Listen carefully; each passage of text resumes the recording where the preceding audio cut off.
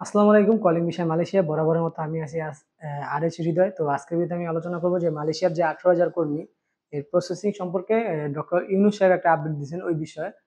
তো ভিডিও শুরু করার আগে একটা কথা বলে রাখি, যারা উল্টাপাল্টা কমেন্ট করতেছেন ভাই, আমি জানি আপনাদের সিচুয়েশনটা কেমন, এজন্যই উল্টাপাল্টা কমেন্ট করতেছেন।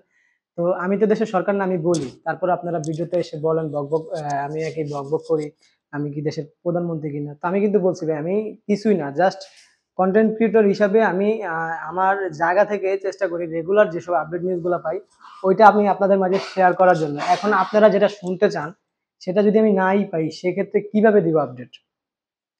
তো দেখেন, কাজ শেষ করে আসি, প্রচুর ব্যস্ততা, কি ব্যস্ততার মাঝে আপনাদের মাঝে সময় দিই, তারপরও আপনারা উল্টাপাল্টা কমেন্ট করেন। দেখেন, আহ, এখন সমস্ত কাজ ফেলে কিন্তু আপনাদের কাছে ভিডিও দিতে আসছে আপডেট পাওয়ার সাথে সাথে। ডক্টর ইউনূস সাহেব বলতেছে যে উম, আ- আহ, প্রধানমন্ত্রী, পুরানো যে প্রধানমন্ত্রী ছিল তাদের সময় যে 18,000 কর্মীরা আটকে গেছিল, উনি ডিরেক্টলি ভাবে বলছিলেন স্বৈরশাসক সরকার তো তাদের একটা ব্যবস্থা করবে। রেগুলার শুধু একই আপডেট বারবার বলে যাচ্ছে, বাট এখন পর্যন্ত কোনো ধরনের কোনো মানে তাদের মানে কোনো প্রসেসিংই করতেছে না।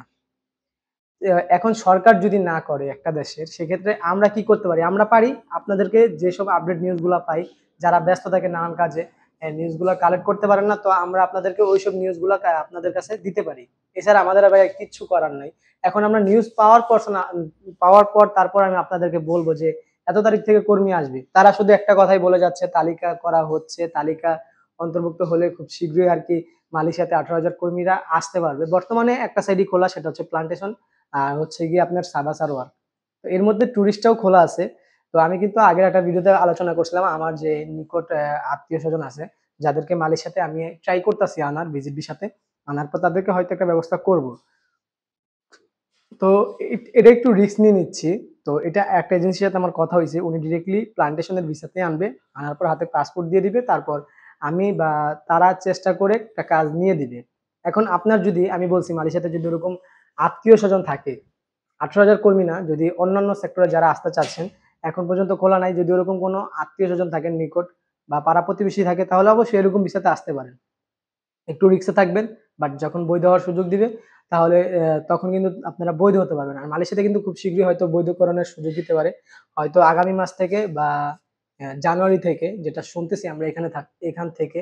তো দেখেন, আমি আছি, আহ, আহ, জামাল আছে, তারপরে এনামুল ভাই আছে। তো এরকম অনেক কন্টেন্ট ক্রিয়েটর আছে যারা মালয়েশিয়াতে ভিডিও তৈরি করে। আর সবাই হয়তো জানেন যে আমার সাথে আর জামাল ভাইয়ের সাথে একটা কিন্তু ভালো একটা সম্পর্ক আছে। আমরা প্রায় সময় একটু চেষ্টা করি, মানে একটু মিটিং করার। আর এর জন্য কিন্তু আমরা একটা গ্রুপ খুলছি, ওই গ্রুপে কিন্তু আপডেট পান, ওইখানে কিন্তু জামাল ভাই অ্যাডমিন আছে। যারা গ্রুপে অ্যাডমিন এখনো অ্যাড হন নাই, অবশ্যই কষ্ট করে অ্যাড হয়ে নেবেন, আমার ডিসক্রিপশন বক্সে লিঙ্ক দেওয়া আছে। এবং যারা জামাল ভাইয়ের ভিডিও দেখেন, যে ফর জামাল, তো ওনার ভিডিও ডিসক্রিপশন বক্সেও হোয়াটসঅ্যাপে লিঙ্ক দেওয়া, আমি দেখছি।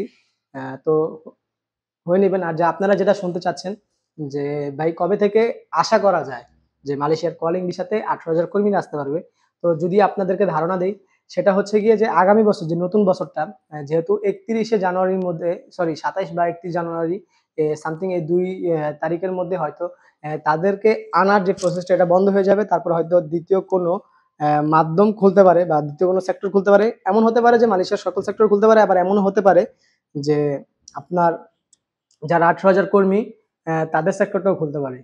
তো জানি আপনাদের ভিডিওতে আপনারা হয়তো থাম্বনেল দেখে আসছেন, হয়তো ওরকম আশা করে আসছেন, হয়তো ওরকম কোনো আপডেট আসবে, বাট ওইরকম কোনো আপডেট আসে নাই। ডক্টর ইউনূস জাস্ট এতটুকুই বলছে যে স্বৈরশাসক সরকারের আমলে যারা আসতে পারে নাই, আমরা তাদের তালিকা করতেছি এবং তাদেরকে আনতেছি। যারা নিউজটা দেখছেন তারা হয়তো জানবেন না, যদি দেখে না থাকেন কষ্ট করে গিয়ে জামাল ভাইয়ের ভিডিওতে দেখবেন, এখানে কিন্তু এটা বলছে। বাট আমি আমার সময়ের স্বল্পতার কারণে হয়তো ভিডিও এডিট করতে পারি না, যার কারণে হয়তো আপনাদেরকে স্ক্রিনে দেখাতে পারছি না। তো আপনারা কমেন্ট করবেন কোন বিষয়ে আপনাদের জানার ইচ্ছা, বা মালয়েশিয়া সম্পর্কে আপনাদের কি জানা দরকার, অবশ্যই কমেন্টে জানাবেন, অথবা হোয়াটসঅ্যাপে এসএমএস দিয়ে রাখতে পারেন। আমি ট্রাই করব কাজ থেকে ফ্রি হয়ে বা যখনই ফ্রি হই ওই বিষয়ে আপডেট দেওয়ার জন্য। আর কেউ উল্টাপাল্টা কমেন্ট করবেন না, আমাকে প্রশ্ন করেন, আমি উত্তর দিব। তো সবাই ভালো থাকবেন, সুস্থ থাকবেন। তো এই ছিল আমার আজকের মতো ভিডিও ভালো লাগলে অবশ্যই চ্যানেলটি সাবস্ক্রাইব করবেন, ফেসবুক থেকে দেখে থাকলে লাইক কমেন্ট শেয়ার করবেন। তো দেখা হবে পরবর্তী ভিডিওতে। সেই পর্যন্ত সবাই ভালো থাকবেন, সুস্থ থাকবেন। আল্লাহ হাফেজ।